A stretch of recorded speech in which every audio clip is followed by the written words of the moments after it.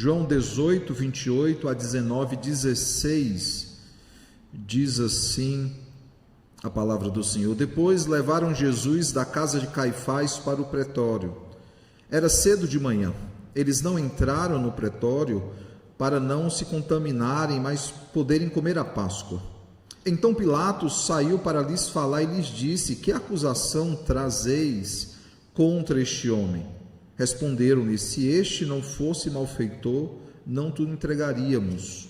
Replicou-lhes, pois, Pilatos: Tomai-o vós outros e julgai-o segundo a vossa lei. Responderam-lhe os judeus: A nós não nos é lícito matar ninguém, para que se cumprisse a palavra de Jesus, significando o modo por que havia de morrer.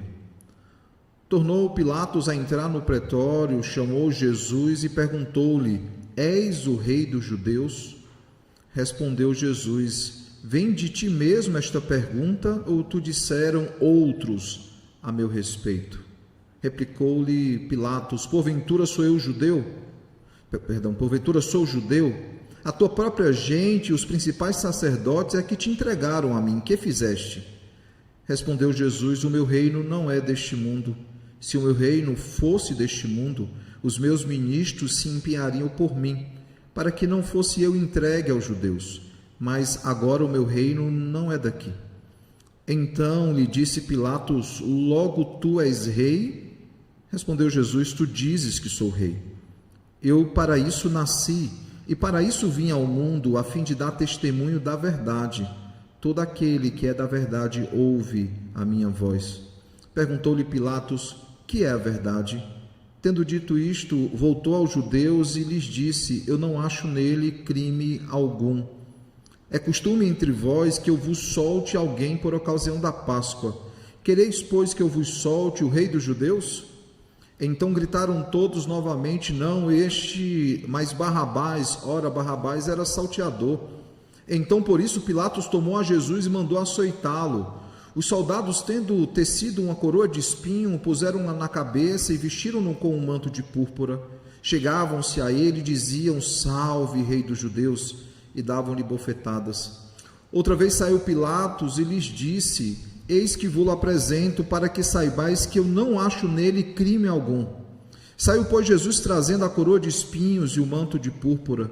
Disse-lhe Pilatos: Eis o homem. Ao verem-no, os principais sacerdotes e os seus guardas gritaram: Crucifica-o, crucifica-o. Disse-lhes Pilatos: Tomai-o a vós outros e crucificai-o, porque eu não acho nele crime algum. Responderam-lhe os judeus: Temos uma lei, de conformidade com a lei, ele deve morrer, porque a si mesmo se fez filho de Deus. Pilatos, ouvindo tal declaração, ainda mais atemorizado ficou, e, tornando a entrar no pretório, perguntou a Jesus: De onde és tu? Mas Jesus não lhe deu resposta. Então Pilatos o advertiu: Não me respondes? Não sabes que tenho autoridade para te soltar e autoridade para te crucificar? Respondeu Jesus: Nenhuma autoridade terias sobre mim, se de cima não te fosse dada. Por isso, quem me entregou a ti, maior pecado tem. A partir desse momento, Pilatos procurava soltá-lo, mas os judeus clamavam: Se soltas a este, não és amigo de César. Todo aquele que se faz rei é contra César. Ouvindo Pilatos estas palavras, trouxe Jesus para fora e sentou-se no tribunal, num lugar chamado Pavimento, no hebraico Gabatá, e era a Parecev Pascal, acerca da hora sexta, e disse aos judeus: Eis aqui o vosso rei. Eles, porém, clamavam: Fora, fora, crucifica-o. Disse-lhes Pilatos: Hei de crucificar o vosso rei? Respondeu os principais sacerdotes: Não temos rei, senão César. Então Pilatos o entregou para ser crucificado. Oremos, irmãos. Bendito Deus maravilhoso, Pai, nós nos colocamos, Senhor, diante de Ti, diante da Tua palavra, totalmente dependentes daquilo que o Senhor tem a nos ensinar, Pai. Que seja o doce Santo Espírito a iluminar o nosso entendimento e Cristo, o profeta da igreja, a nos ensinar essa noite. Que possamos, a partir da Tua palavra, Senhor, sermos admoestados, exortados e também consolados, mesmo diante de uma cena tão dura, mas ao mesmo tempo tão necessária para a nossa redenção. Que saímos daqui, Senhor, não apenas impactados pela Tua palavra, transformados por ela, mas capacitados, desafiados e capacitados para pregar esse Evangelho, Senhor, no nosso local de trabalho, no nosso local de estudos, entre os nossos familiares, amigos, vizinhos, colegas. Que sejamos portadores dessa mensagem a toda criatura e entre todos os povos, Pai. Essa é a nossa oração, em nome de Jesus. Amém. Irmãos, no domingo passado nós olhamos para essa mesma cena na perspectiva, claro, dos 4 evangelistas, mas especificamente na perspectiva de Mateus, e ao olharmos então para Mateus 27, versículos 1 e 2, e também de 11 a 26, nós meditamos no tema Vox Populi, Vox Dei, justamente a expressão que diz a voz do povo é a voz de Deus, e nós nos questionamos isso, será que a voz do povo é a voz de Deus? E nós aprendemos mais sobre a inocência de Cristo, aprendemos mais sobre a multidão pecaminosa do qual nós fazemos parte e também sobre o decreto soberano de Deus. E tiramos, irmãos, então, 3 preciosas lições a respeito do que nós ouvimos no domingo passado. A primeira delas é que é necessário que entendamos, irmãos, que Cristo ele é o mediador perfeito. Ele é o mediador perfeito, irmãos, porque ele é inocente, porque nele não foi encontrado culpa. Ele é chamado não apenas em Isaías 53, que lemos essa noite, mas em todos os textos que registram o julgamento de Jesus, ele é chamado de justo. Logo, irmãos, se não há culpa nele, ele é o sacrifício perfeito pelos nossos pecados.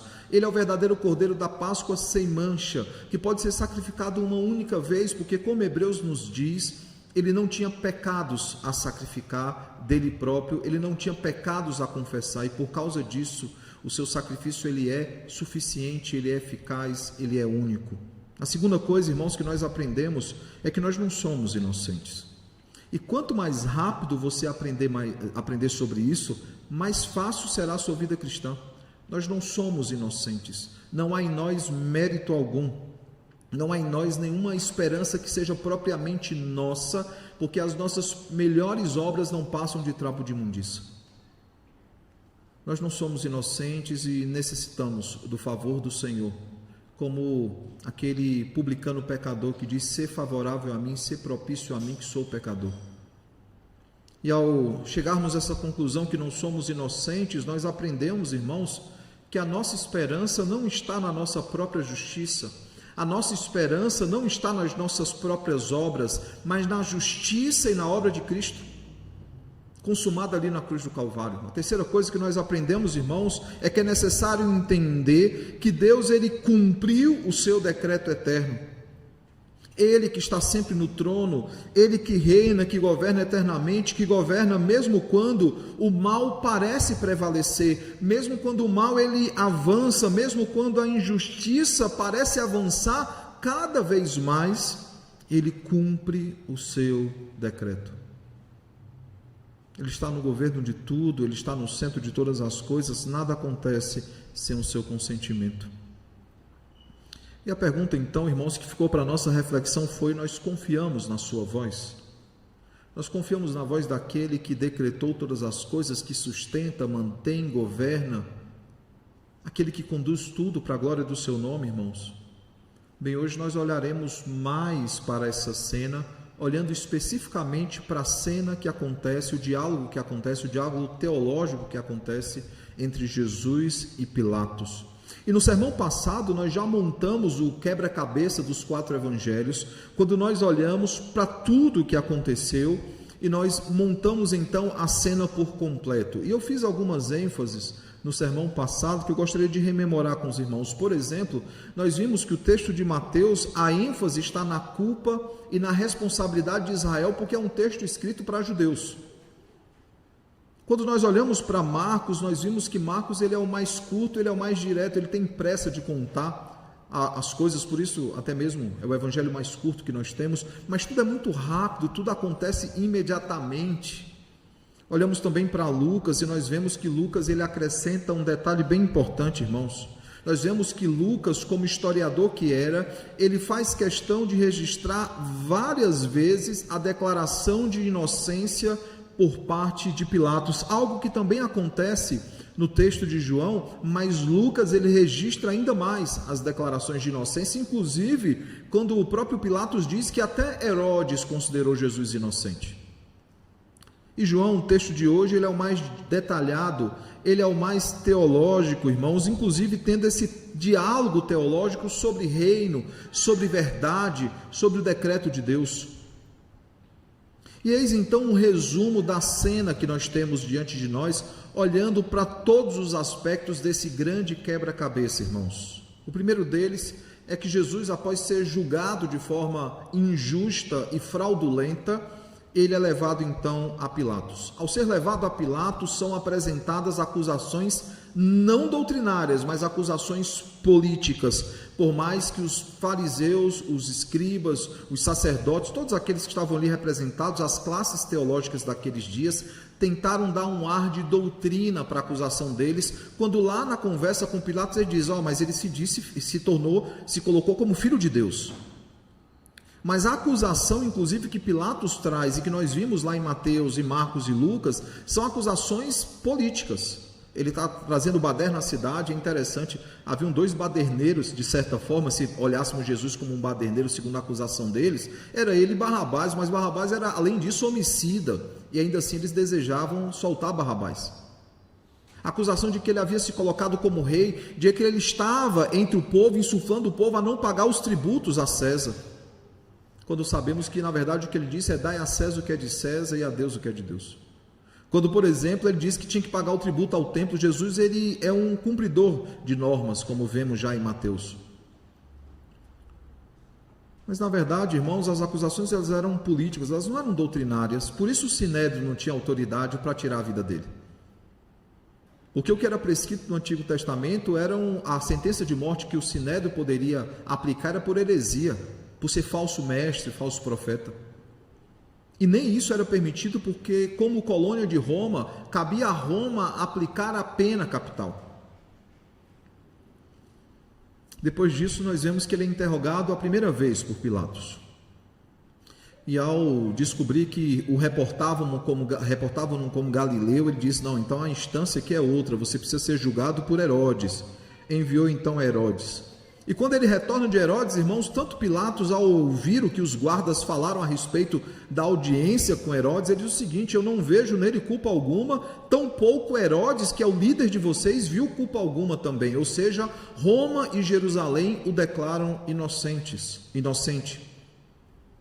Vemos que nesse inteirinho a esposa então adverte Pilatos de que ele tomasse cuidado, ela havia tido um sonho em relação a Jesus. Pilatos, então, para tentar solucionar a questão, ele oferece um preso que fosse solto. E aí, irmãos, eles continuam pedindo a crucificação de Jesus e a soltura de Barrabás. Pilatos não está disposto a soltar Barrabás. Ele, então, manda açoitar Jesus para tentar aplacar a ira da multidão. E nós vemos no texto de João ele fazendo isso, açoita duramente. E nós veremos mais um pouco sobre esses açoites no sermão de hoje. Açoita duramente, para que isso aplaque a ira da multidão. E após então o açoite, ele dizer: eis aqui o homem, há mais uma pressão política. Os sacerdotes estão insuflando a multidão contra Jesus e contra Pilatos. Pilatos, então, ele lavou as suas mãos e, após lavar as suas mãos, ele promulga, então, a sentença de crucificação. Nós vimos, irmãos, no sermão passado, que os evangelhos, eles não competem entre si. Eles se complementam porque há públicos distintos para cada um desses evangelhos. E, além disso, também há autores diferentes, por mais que seja um só, o Espírito Santo, a inspirá-los a escrever a palavra do Senhor. Mas lembrem, irmãos, nós não cremos que a palavra de Deus ela foi ditada letra por letra, ponto por ponto. Deus ele inspirou os autores bíblicos, respeitando as suas individualidades, as suas diferenças, inclusive culturais e contextuais, de contextos, para escrever a palavra do Senhor. Mas todos eles, irmãos, contam a mesma história. Os aspectos centrais estão todos lá, por mais que alguns enfatizem alguns aspectos e outros enfatizem outros aspectos. Hoje nós olharemos, irmãos, como anunciado, mais especificamente então, uma vez que nós já entendemos toda a cena de fundo e nós já exploramos bastante essa cena no domingo passado, hoje nós olharemos mais especificamente para o diálogo teológico entre Jesus e Pilatos. Permitam-me fazer uma observação que eu já faço sempre, fazendo essa brincadeira. Aqueles que têm a Bíblia mais antiga, as Bíblias que são mais antigas ou que mantêm essa tradição, terão as palavras de Jesus em vermelho. Se você olhar em Mateus, irmãos, só há uma fala de Jesus em vermelho, que é tu o dizes. Marcos não traz nenhuma fala de Jesus em vermelho. Lucas, nesse momento do julgamento, que ele está sendo ouvido por Pilatos, não traz nenhuma palavra de Jesus em vermelho. Por quê? Porque é para provar que ele cumpriu a profecia de Isaías, que ele não abriria a sua boca em defesa própria. E antes que alguém pense que João ele quebra essa regra ao trazer muitos diálogos entre Jesus e Pilatos, você vê que em momento algum Jesus tenta se defender. Então, o que está prometido em Isaías se cumpre também em João. Mas João, que é escrito décadas depois dos 3 primeiros evangelhos, os evangelhos sinóticos, João ele tem questões mais do seu tempo para tratar e ênfases mais importantes para serem dadas. Por exemplo, quando Pilatos ele diz, eis o homem, é porque o evangelho de João, dentre outras coisas, como provar que Cristo de fato é o Filho de Deus, o verdadeiro Deus, ele também tem como propósito provar que ele é verdadeiro homem. Porque ele combate ali o docetismo, ele combate os gnósticos em relação a se Jesus era de fato homem, ou se ele foi apenas um fantasma que passou no nosso meio. Por isso João traz o Jesus mais humano, o Jesus que tem sede, o Jesus que tem fome, o Jesus que foi transpassado, o Jesus que chora, o Jesus que é apresentado como homem diante da multidão, eis o homem. Esse Jesus que no começo do Evangelho de João é falado claramente que ele é o verbo, ele estava com Deus e ele era Deus e ele se fez carne e habitou em nosso meio. Quando também abrindo a primeira carta de João, João faz questão de dizer que os nossos olhos viram, os nossos ouvidos ouviram, as nossas mãos o tocaram. Ou quando o próprio Tomé, a respeito da ressurreição de Jesus, toca a Jesus para ver se ele é de fato de carne e osso ainda. Por isso, irmãos, esse diálogo que acontece, que João faz questão de ter, esse diálogo ele tem um propósito, ele deseja anunciar algumas coisas. Mas antes de nós chegarmos no diálogo, irmãos, percebam aqui como a cena nos é contada. Após a prisão de Jesus no Getsêmani, João registra o seguinte, irmãos, no capítulo 18, verso 12 a 14, que antecede o texto que acabamos de ler. Diz o seguinte: assim a escolta, o comandante e os guardas dos judeus prenderam Jesus, manietaram-no e conduziram primeiramente a Anás, pois era o sogro de Caifás, sumo sacerdote naquele ano. Ora, Caifás era quem havia declarado aos judeus ser conveniente morrer um homem pelo povo. Veja que aqui João, ele está esclarecendo algumas coisas que os outros evangelistas não haviam esclarecido ainda. Onde aconteceu o julgamento?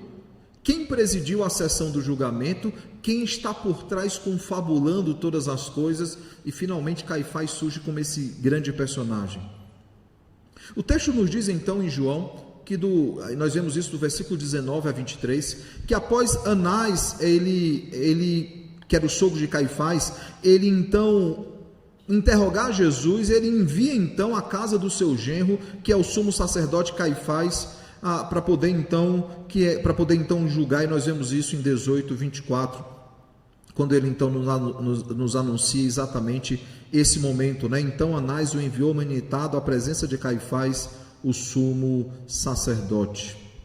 Foi lá, irmãos, exatamente nesse lugar, veja o verso 25, lá estava Simão Pedro. Foi lá onde Simão Pedro, ou Pedro para os mais íntimos, né? Ele negou a Jesus. E após então negar a Jesus, nós vemos no versículo 27, né, de novo Pedro negou e no mesmo instante cantou o galo. Nós vemos no versículo 28, já o texto dessa noite, que depois levaram Jesus da casa de Caifás para o pretório, ou seja, para a casa do governador. Saiu da casa lá do sumo sacerdote e foi então para a casa do governador, duas autoridades, uma religiosa, e a outra civil, participando então desse momento de julgamento de Jesus. E nós vimos então que eles evitam, irmãos, eles evitam entrar no pretório, porque eles iam se contaminar. Eles não estavam preocupados em ter entregado alguém com sangue inocente, e nós já vimos que eles reconhecem tudo isso. Quando Judas devolve as moedas, diz que o adquiriu com sangue inocente. Depois, quando nós vemos lá dizendo que não poderia ser ofertado aquele valor, ser colocado no gasofilácio, porque era preço de sangue inocente. Depois eles compram um campo e põem o nome lá, campo de sangue. A preocupação deles era não se contaminarem com o julgamento de Jesus. Eles já haviam sentenciado indiretamente um homem à morte, quando, não dando amparo espiritual para Judas, Judas, tomado de remorso, tirou a própria vida. Mas a preocupação deles era a contaminação da Páscoa. Percebe, irmãos, se nós atentarmos para o relato bíblico aqui, Jesus ficou toda a madrugada sendo julgado, e mais especificamente das 3 horas da manhã até o alvorecer, Jesus ele ficou retido na casa de Caifás, sumo sacerdote e o grande moderador do Sinédrio. Jesus está exausto, irmãos. Jesus ele está cansado, certamente faminto. Se algumas das suas liberdades individuais haviam sido negligenciadas pelo Sinédrio, certamente eles não estavam preocupados em dar comida, água ou descanso para Jesus. Jesus então ele foi levado ao pretório, à residência oficial do governador Pilatos, e os judeus então evitam entrar para não se contaminarem e comerem a Páscoa em paz. A ironia é que eles têm nas mãos deles o verdadeiro cordeiro da Páscoa, mas eles estão preocupados com outra Páscoa. E aí, irmãos, nós temos o primeiro diálogo do texto de hoje, que é justamente de 29 a 32. Então Pilatos saiu para lhes falar e lhes disse: que acusação trazeis contra este homem? Respondeu-lhe: se este não fosse malfeitor, não te entregaríamos. Vejam, eles nem falam da acusação, tão constrangidos que estão de uma acusação boba que eles têm contra Jesus. Replicou-lhes Pilatos: tomai-o, vós outros, julgai-o segundo a vossa lei. A lei de vocês prevê punição para malfeitores. Então levem e julguem segundo a lei de vocês. Responderam-lhe os judeus: a nós não nos é lícito matar ninguém. E aí Pilatos entende o que é que está acontecendo aqui. E João faz questão de dizer o seguinte: para que se cumprisse a palavra de Jesus, significando o modo porque havia de morrer. E aí nós temos o primeiro grande diálogo desse texto, que é entre os judeus e entre Pilatos. Mas logo depois, no versículo 33 a 40, nós temos o segundo diálogo do texto e o primeiro diálogo entre Jesus e Pilatos. E veja, irmãos, que a preocupação de Jesus é falar sobre o reino, é falar sobre o decreto, é falar sobre a verdade. Termos que são muito conhecidos de João. João usa bastante esses termos no Evangelho, usa bastante esses termos nas cartas, usa bastante esses termos em Apocalipse. E no que é que consiste esse diálogo então? Pilatos pergunta: és tu o rei dos judeus? E é óbvio que se ele tem uma frase tão pronta, ele ouviu de alguém. É uma pergunta muito específica. Jesus ele pergunta: vem de ti mesmo essa pergunta, ou tu disseram outros a meu respeito? E Pilatos ele está ainda um pouco indignado com aquela situação. Ele ainda não entendeu diante de quem ele está. E podemos crer em todo o relato que Pilatos aparece nos evangelhos, que em algum momento ele entendeu, não quer dizer que ele foi convertido pelo Senhor, mas ele entendeu que ele não estava diante de qualquer pessoa. Ele fala assim: porventura eu sou judeu? A tua própria gente e os principais sacerdotes é que te entregaram a mim. Foi o que você fez? E aí Jesus respondendo então, o que é comum, irmãos, ele responder a pergunta depois. Parece que ele não vai responder a pergunta, ele vai fugir, ele responde depois, como ele faz em Mateus várias vezes. Ele dá uma lição e depois de tudo ele vai e apresenta a resposta à pergunta inicial. Ele diz: o meu reino não é deste mundo. Se o meu reino fosse deste mundo, os meus ministros se empenhariam por mim, para que não fosse eu entregue aos judeus. Mas agora o meu reino não é daqui. muito parecido com aquilo que ele já havia dito lá no jardim, no Getsêmani, registrado por Mateus no momento da prisão de Jesus. E ao ouvir então sobre o reino, que o reino dele não era daquele mundo, Pilatos então refaz a pergunta de forma ainda mais categórica: logo, tu és rei. Pode não ser dos judeus, mas tu é rei. E aí Jesus diz: tu dizes que sou rei. Eu para isso nasci e para isso vim ao mundo, a fim de dar testemunho da verdade. Todo aquele que é da verdade ouve a minha voz. E veja, irmãos, que o que parece aparentemente que Jesus está dizendo o seguinte: tu dizes, como ele já havia dito em outros momentos, ele está dizendo o seguinte: é a sua própria boca que está afirmando a verdade. Isso está condizente com o restante do diálogo, quando ele diz: todo aquele que é da verdade ouve a minha voz. E aí Pilatos pergunta: o que é a verdade? E aí esse diálogo ele é interrompido, irmãos. Pilatos ele não deseja ainda continuar essa conversa com Jesus. E ele então fala aos judeus o seguinte, versículo 38 e 39. Eu não acho nele crime algum. É costume entre vós que eu vos solte alguém por ocasião da Páscoa. Querei, pois, que eu vos solte o rei dos judeus? E não parece, irmãos, que há uma ironia aqui de Pilatos. Pilatos, ele constantemente faz questão de afirmar a realeza de Cristo, quando ele apresenta-os e diz, eis o homem, ele vestido de rei, ou quando ele manda colocar acima da cabeça de Jesus na sua cruz o termo, a frase, a expressão, eis o rei dos judeus, ou em latim, Jesus Nazareno, rei dos judeus. Ele faz questão de apontar para Jesus como o rei dos judeus. Só que diante dessa pergunta, a resposta então da multidão é, nós queremos Barrabás. E Pilatos não está disposto a soltar Barrabás, sabendo ele quem era Barrabás.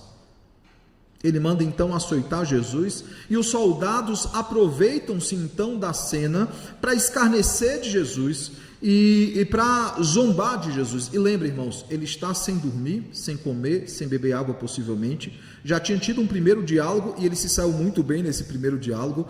Agora ele está sendo açoitado, o seu sangue está sendo derramado já previamente, naquele momento de açoites e naquele momento de tortura física, e ele então é mostrado aos judeus. E há alguns aspectos importantes, irmãos, que precisam ser mencionados nesse texto. Por exemplo, os açoites, eles foram feitos com um chicote de tiras, que tinham nas suas pontas pedaços afiados de osso ou de metal, e o propósito era ferir profundamente o preso.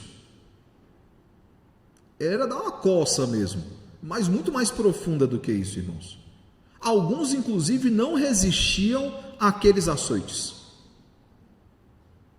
Fosse pelo sangue que perdeu, pelas infecções que viessem a ser contraídas depois. O fato, irmãos, é que a carne era flagelada com esses açoites. Costelas poderiam ficar à mostra em vista diante de pancadas recebidas nas laterais. Outro aspecto que é importante, isso está no versículo 1, outro aspecto que é importante do versículo 2, é que ele foi coroado com espinhos, irmãos. Ele foi vestido com um manto de púrpura.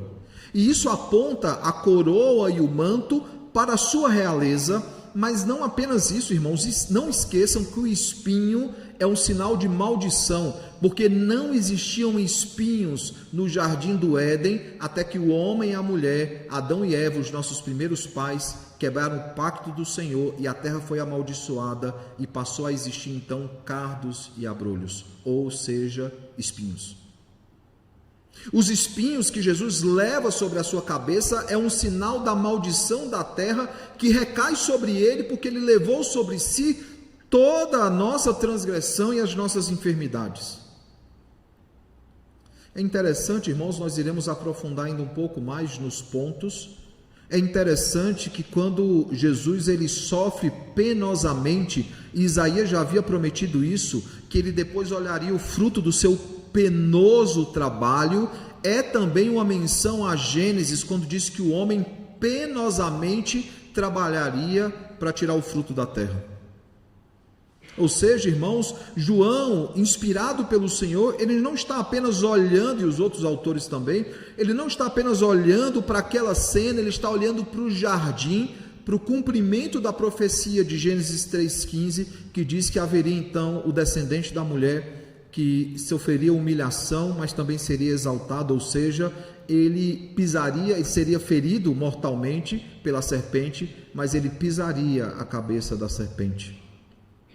O terceiro e último aspecto, irmãos, que é importante em João, que ele salienta, é justamente a expressão eis o homem, apontando não apenas para a sua natureza real, sua natureza divina, mas apontando também para a sua natureza humana, irmãos, sendo ele então o último e perfeito Adão, o cabeça dos redimidos, como veremos em 1 Coríntios 15, versículo 45, texto esse que facilmente João teria acesso, porque é um texto que é bem anterior ao Evangelho de João.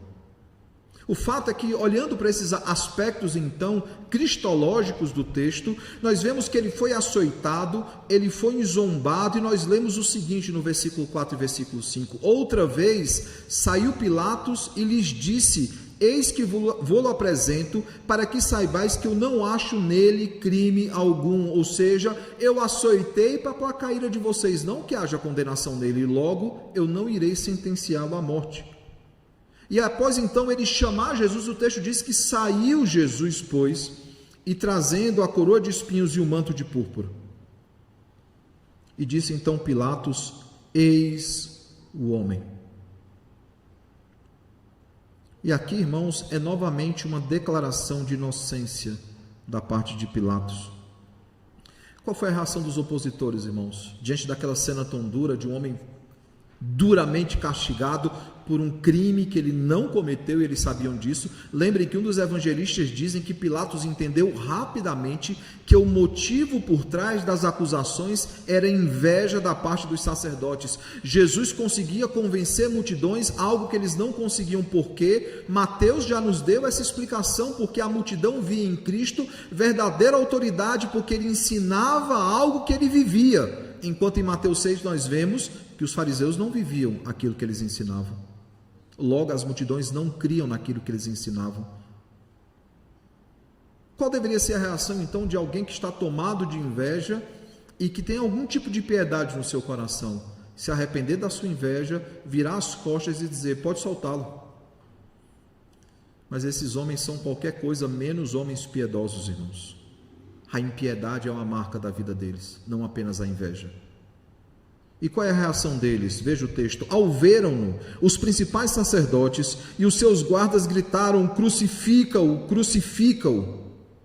Disse-lhes Pilatos: tomai vós outros e crucificai-o. Eu não quero essa responsabilidade. Eu não acho nele crime algum. Responderam-lhe os judeus: temos uma lei, de conformidade com a lei, ele deve morrer, porque a si mesmo se fez Filho de Deus. E é quando Pilatos fica preocupado. Ao ouvir essa expressão, a si mesmo se fez Filho de Deus, Pilatos ele ficou, diz o texto, ainda mais atemorizado. Ele já havia escutado a esposa dele. A esposa já tinha dito que por meio de sonho, Deus havia falado com ela, isso fica implícito no texto. Ela havia recebido do Senhor um aviso muito claro: não mexa com esse homem. E ao ouvir então que ele se fez Filho de Deus, Pilatos fica ainda mais atemorizado. O texto diz que ele entrou então no pretório e começou o segundo diálogo com Jesus. A pergunta dele é muito simples: meu amigo, quem é você? De onde é que você é? Ele está preocupado. E lembra, irmãos, por mais que Pilatos ele não tenha uma formação judaica, porque ele não é judeu, e o texto deixa isso muito claro, ele é criado dentro de uma configuração romana, onde eles têm deuses. E aí ele fala o seguinte: será que eu estou diante de um Deus? Ele, quem é você? Ele está atemorizado, ele está com medo daquilo. E Jesus não respondeu. Jesus ele ficou calado. Ele é insistente, ele fala: não me respondes? Não sabes que eu tenho autoridade para te soltar e autoridade para te crucificar? E a resposta de Jesus é: nenhuma autoridade teria sobre mim, se de cima não te fosse dada. Por isso, quem me entregou a ti tem maior pecado. referindo-se aos sacerdotes que pediam a sua morte. O texto diz que depois disso Pilatos tentou por várias formas, de várias maneiras, soltar Jesus, mas a multidão insistentemente pedia a sua crucificação. Mateus nos diz que Pilatos percebeu que o clamor só aumentava, a massa de manobra, a manada, o efeito manada estava prevalecendo, a vox populi estava se alastrando, não a voz de Deus. E mais, os judeus foram tão baixos que eles apelaram então ao patriotismo e à lealdade a César. Por quê? Porque ao fazer isso eles estão dando um recado muito simples: se você não ordenar a morte dele, outro fará, porque nós iremos a César, nós buscaremos as autoridades e contaremos como você foi desleal a César, como você foi antipatriota, e alguém vai então tomar essa decisão. Ao ouvir isso, então, irmãos, isso está do versículo 12 ao 16, finalmente, então, Pilatos entregou Jesus para ser crucificado. A pergunta que eu faço é: o que é que esses diálogos nos ensinam? Principalmente as duas conversas entre Jesus e Pilatos, o que é que elas nos ensinam? A primeira coisa, irmãos, que está muito claro nesses diálogos, é a natureza do reino de Cristo, a natureza do seu reino. No início do primeiro diálogo, irmãos, entre Pilato e Jesus, Pilato questionou sobre a sua realeza: tu és o rei dos judeus? E Cristo então respondeu, veja a resposta dele: o meu reino não é deste mundo. Versículo 36. Se o meu reino fosse deste mundo, os meus ministros se empenhariam por mim, para que não fosse eu entregue aos judeus, mas agora o meu reino não é daqui. Veja que o agora é uma ênfase importante aqui. O meu reino ainda não chegou. E aí a pergunta de um dos ladrões da cruz é: quando chegares o teu reino, o Senhor me receberá nele? Ou quando em Atos eles perguntam quando viria então o reino? Jesus ele não está mentindo aqui, ele está dizendo o seguinte: o meu reino está em curso e será concretizado no momento oportuno. E aí Pilatos então no versículo 37 fala: logo tu és rei. E Jesus diz: você diz certamente, de fato eu sou rei. Ele diz: tu dizes que eu sou rei. Normalmente quando ele usa essa expressão, ele não está negando que ele está afirmando que é, mas está deixando claro que aquela pessoa está sustentando aquela verdade. Eu para isso nasci e para isso vim ao mundo, ou seja, para reinar, a fim de dar testemunho da verdade. Todo aquele que é da verdade ouve a minha voz. Dar testemunho da verdade não é ele veio para dar testemunho, ele ser rei é testemunho da verdade. E aí Pilatos pergunta o que é a verdade, né? Veja que essa afirmação, meu reino não é deste mundo, ele define, irmãos, a origem e a natureza do reinado de Cristo. Ele é rei sobre tudo e sobre todos, ele não é rei apenas dos judeus, ele é rei de toda a terra, ele é rei desde a eternidade. Essa é a origem e natureza do seu reinado. E aqui é interessante perceber, irmãos, que nós temos uma ênfase em um dos ofícios de Cristo, que é a ênfase da mediação real de Cristo, o último Adão, que reina sobre o seu povo. Ele é de fato rei sobre toda a terra. Os soldados, sem perceberem, o coroaram como rei. Pilatos, sem perceber, afirmou a sua realeza, a ponto de colocar isso sobre a sua cabeça, não apenas com a coroa de espinhos, mas acima de tudo com a frase que dizia: este é o rei dos judeus. A realeza de Cristo, irmãos, de forma direta ou indireta, de forma consciente ou inconsciente, ela é afirmada o tempo inteiro nesse texto. Ele é de fato o rei dos judeus. Ele é de fato o rei de toda a terra. Ele é o rei de tudo e de todos. Mas não apenas sobre a natureza do seu reino, o texto também trata sobre a origem da sua autoridade. Pilatos, irmãos, acredita que tem alguma autoridade, algum poder sobre Jesus, poder de soltá-lo ou de crucificá-lo. Ele acha que tem alguma autoridade sobre o Criador de todas as coisas, o Rei de toda a terra. Aquele que Marcos faz questão de dizer que quem é este, né? Essa é a pergunta de Marcos: quem é este que ordena a tempestade que pare, ela pare? Quem é este que cura o paralítico? Quem é esse que perdoa pecados? Quem é este que dá ordem, os coxos andam, os mudos falam, os cegos voltam a enxergar? Quem é este? Quem é este? E a resposta ressoa na cruz do Calvário: este era verdadeiramente o Filho de Deus, Que autoridade Pilatos poderia ter sobre Jesus, irmãos? E a resposta, então, a Pilatos foi o seguinte: nenhuma autoridade teria sobre mim se de cima não te fosse dada. Por isso, quem me entregou a ti, maior pecado tem. Isso é o versículo 11. Mas é interessante, irmãos, que é um eco de João, capítulo 10, 17 e 18. O mesmo João já havia, registrando as palavras de Jesus, entrado nesse tema, capítulos antes, quando Jesus diz o seguinte, falando a respeito dele como o bom pastor que dá a vida pelas suas ovelhas. Jesus diz o seguinte: eu dou a minha vida para reassumi-la. Ninguém a tira de mim. Eu a dou ou eu a entrego espontaneamente. Tem autoridade para entregar e também para reavê-la. É Pilatos que tem autoridade sobre Jesus para libertá-lo ou crucificá-lo? Não. Tem autoridade para entregar e também para reavê-la. E que autoridade é essa que Jesus tem? Aquela que ele recebeu de seu Pai. Ele conclui dizendo: este mandato recebi de meu Pai. Não, irmãos, de longe Pilatos não tinha autoridade alguma sobre Jesus. Por isso a ênfase na sua resposta, dizendo: você não tem autoridade nenhuma sobre mim. Se de cima não tivesse sido entregue a você, delegado a você essa autoridade.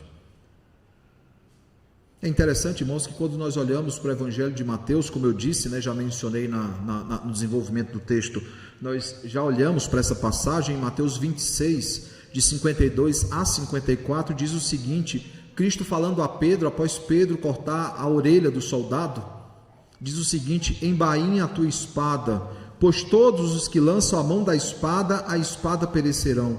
Acaso pensas que não posso rogar a meu Pai, e Ele me mandaria neste momento mais de 12 legiões de anjos? Deixa eu abrir um parêntese aqui pequeno, irmãos. Uma legião romana tinha por volta aí de 3.000 a 5.000 soldados. 12 legiões é muita coisa, irmãos. É um regimento muito grande. Você tem aí, por baixo, 36.000 soldados. Por baixo. Ou seja, por acaso, se eu pedisse ao meu Pai, ele não mandaria pelo menos 36.000 anjos ao meu socorro? Ou os romanos ou os judeus teriam que ter pelo menos 12 para rivalizar. Rivalizar entre aspas, porque o anjo tem algumas qualidades e habilidades que nós não temos. Ele não me mandaria neste momento mais de 12 legiões de anjos, como, pois, se cumpririam as escrituras segundo as quais assim deve suceder? Jesus está dizendo o seguinte: eu preciso morrer para que se cumpra a palavra de Deus. Ele diz a Pilatos também: você não tem autoridade se ela não tivesse sido delegada ou dada a você. Você está nesse momento cumprindo o propósito divino.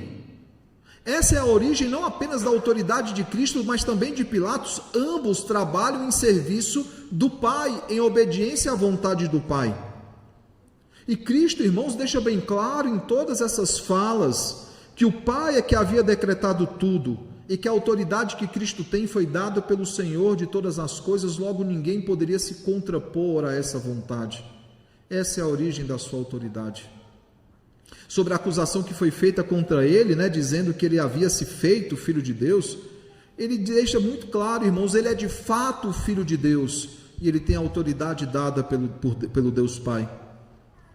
Isso nos leva, irmãos, ao terceiro aspecto desse texto. Não é sobre apenas a natureza do seu reino ou sobre a origem da sua autoridade, aqui também apontando para a realeza de Cristo, a sua autoridade, se a sua realeza é mediadora no primeiro ponto, ou seja, também aponta para o seu sacerdócio, aqui ela também é uma realeza mediadora, porque ele se entrega por sacrifício pelo seu rebanho, e esse mandato ele recebeu de seu Pai. Há um terceiro aspecto, irmãos, nesse texto, que é justamente o seu papel na redenção. Chegamos, irmãos, ao ponto mais importante de hoje, ao ponto mais importante de todo o Evangelho de Cristo, irmãos, que não é apenas apontar para a sua pessoa, mas para a sua obra, e eu gostaria de retornar a aspectos importantes que já foram citados, por exemplo, a questão dos açoites, como ele sofreu duramente com aqueles açoites, irmãos. E sabe, quando nós olhamos para todo o sofrimento físico de Jesus, ele é muito pequeno diante do verdadeiro sofrimento que é levar sobre si os pecados do seu povo, dos seus eleitos. É tomar sobre si esses pecados e não apenas sobre si os pecados, mas ter sobre ele derramado toda a ira de Deus concernente a esses pecados. Todo o pagamento da dívida. Por isso que o escrito de dívida que estava contra nós, que constava contra nós, ele foi arrancado sobre nós e foi encravado no madeiro. O fato dele ter sido coroado com espinhos, ter sido vestido com roupa real, uma roupa de púrpura, a cor dos reis, aponta para a sua realeza, mas também aponta para o cumprimento da promessa. Ele é o descendente da serpente, porque ele leva sobre a sua cabeça a maldição da terra. Quando Pilatos o apresenta, eis o homem, irmãos, há não apenas a declaração da sua verdadeira divindade, mas também da sua verdadeira humanidade. Ele é o perfeito Adão, ele é o descendente da mulher, o descendente de Adão que pisa a cabeça da serpente, o cabeça dos redimidos, como 1 Coríntios 15, 45 afirma. Meus irmãos, ele foi duramente açoitado para cumprir algumas profecias, inclusive Isaías 53. Ele foi tratado como rei, como já vimos, mas a sua coroa de espinhos só é possível por causa da queda, irmãos, da maldição sobre a terra, Gênesis 3,18. E falando ainda de Gênesis, como já mencionado, o penoso trabalho é consumado por Cristo na cruz, quando Isaías 53 diz, verso 11, e ele verá o fruto do seu penoso trabalho e ficará satisfeito. O justo, como o texto afirma, verá que a sua obra ela foi completa. Esse é o seu papel, irmãos, na redenção. Ele é aquele que se entrega pelos nossos pecados. Ele é aquele que nasce para morrer em nosso lugar. Eu pergunto então, irmãos, que aplicações nós podemos tirar do texto dessa noite? A primeira delas, irmãos, aqui nós vemos que Cristo ele é o profeta. E ele é o profeta, irmãos, porque ele prega o evangelho para Pilatos por meio dos dois diálogos, possivelmente convencendo-o, como nós veremos nos próximos textos, onde Pilatos aparecerá novamente após a sua crucificação, no momento que eles precisam de autorização para enterrar o corpo de Jesus no sepulcro, num sepulcro diferente, algo particular. Ele é profeta, irmãos. Veja que mesmo uma noite inteira sem dormir, sem se alimentar, sem comer, ele é um homem normal. Ele tem limitações físicas de um homem normal. Mesmo após sangrar por meio dos açoites mortalmente, irmãos, a preocupação dele é pregar o evangelho. A preocupação dele é anunciar o reino e a verdade. E ele faz isso também na crucificação. Você sabe como é que era uma crucificação? Eu vou dar um spoiler do que a gente vai ver nas próximas cenas, A crucificação era muito cruel, irmãos. O preso ele não era crucificado na mão, como algumas imagens apontam, as tendências é para o pulso. Ele tinha que fazer um pequeno exercício de sobrevivência. E o exercício consistia no seguinte fato, irmãos. Enquanto ele ficava encostado na cruz, para tentar aliviar as dores nas pernas e o cansaço de colocar o corpo para frente, enquanto ele descansava na cruz, o seu pulmão não conseguia respirar corretamente. Seja por estar cheio de sangue, seja a posição, ele não conseguia respirar corretamente, ele agonizava. E o que é que ele precisava fazer para respirar corretamente? Colocar o corpo para frente. E aí ele puxava um ar, ele respirava, mas aí o pulso começava a doer, as pernas começavam a doer, porque ele estava colocando todo esse peso para colocar o corpo para frente. Aí o que é que ele tinha que fazer? Voltar o corpo para trás. Imagina fazendo isso por um bom tempo. E nem no meio desse exercício físico extremado de sobrevivência, ele encontrou tempo, respiração para proferir as conhecidas 7 frases ou 7 palavras de Jesus na cruz. Ali na crucificação nós temos a conversão não apenas do preso, de um dos presos, mas de outros, como o próprio centurião que dá testemunho a respeito dele, dizendo: este verdadeiramente era o Filho de Deus. ele aproveita cada oportunidade para pregar o evangelho, para anunciar o reino. E às vezes, irmãos, nós tendemos a inventar algumas desculpas para não pregar o evangelho. Eu não tenho tempo, eu não tenho agenda, eu não tenho disposição. Percebam o que o Rei de toda a terra, o Senhor de todas as coisas, o grande profeta da igreja, o tempo que ele arruma para pregar o evangelho, a disposição que ele arruma para pregar o evangelho, porque ele entende que não há tarefa mais importante, não há missão mais importante do que a grande comissão. Segunda coisa, irmãos, aqui nós vemos também que Cristo, ele é o Rei.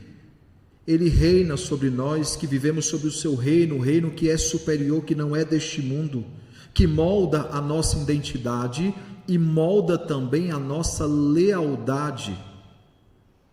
Esse reino, irmãos, molda quem nós somos, a quem nós servimos, a quem é devida a nossa obediência, a nossa submissão. Não são as celebridades desse mundo, não são as ideologias desse mundo, as tendências desse mundo, o modismo desse mundo. Não, irmãos. A nossa lealdade é ao verdadeiro Rei, a nossa lealdade é àquele que é Senhor de todas as coisas, o Rei das nossas vidas, o Senhor da nossa história. É por esse Rei que nós ansiamos. É deste Rei que nós somos súditos. É deste reino que nós fazemos parte. Assim como o seu reino não é deste mundo, nós também não somos deste mundo, irmãos. A nossa pátria está nos céus, de onde o Senhor virá para nos buscar, para reinarmos com Ele em novos céus e nova terra. A terceira e última coisa, irmãos, aqui nós vemos que Cristo não é apenas profeta, Ele não é apenas Rei, Ele é também sacerdote, irmãos, quando o texto nos mostra que Ele se entregou de forma inocente e voluntária, Ele se entregou em nosso lugar para cumprir a vontade de Deus e para ver então o fruto do seu penoso trabalho, do penoso trabalho da sua alma e ficar plenamente satisfeito. Há um texto em Isaías 53 que às vezes ele passa, na minha opinião, bem despercebido, que é o texto que diz o seguinte: e nós o reputávamos por ferido de Deus e afligido.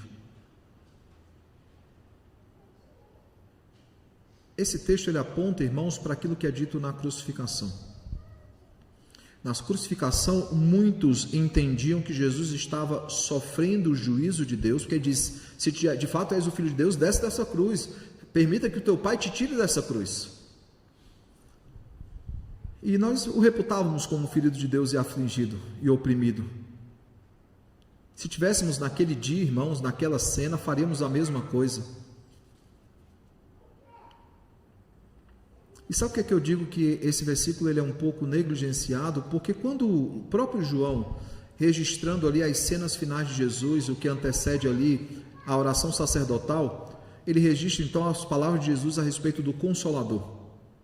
O Consolador nos viria para nos convencer, para nos convencer a respeito do quê? Do pecado, da justiça e do juízo.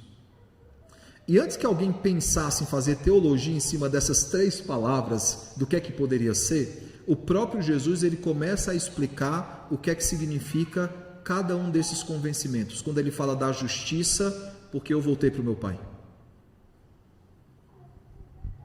A multidão o considerava ferido de Deus e oprimido, afligido por Deus.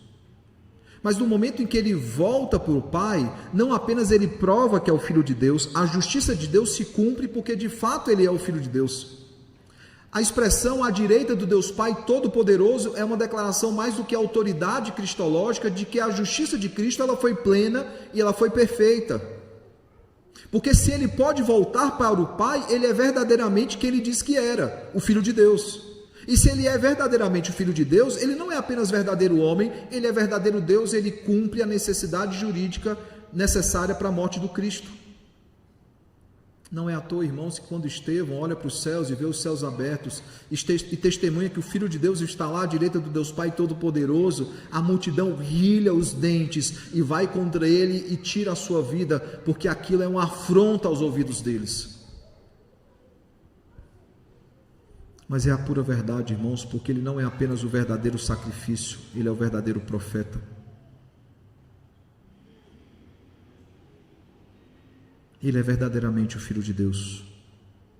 Aquele Messias prometido, Cristo prometido, que viria à cruz morrer pelos nossos pecados e satisfazer a justiça de Deus.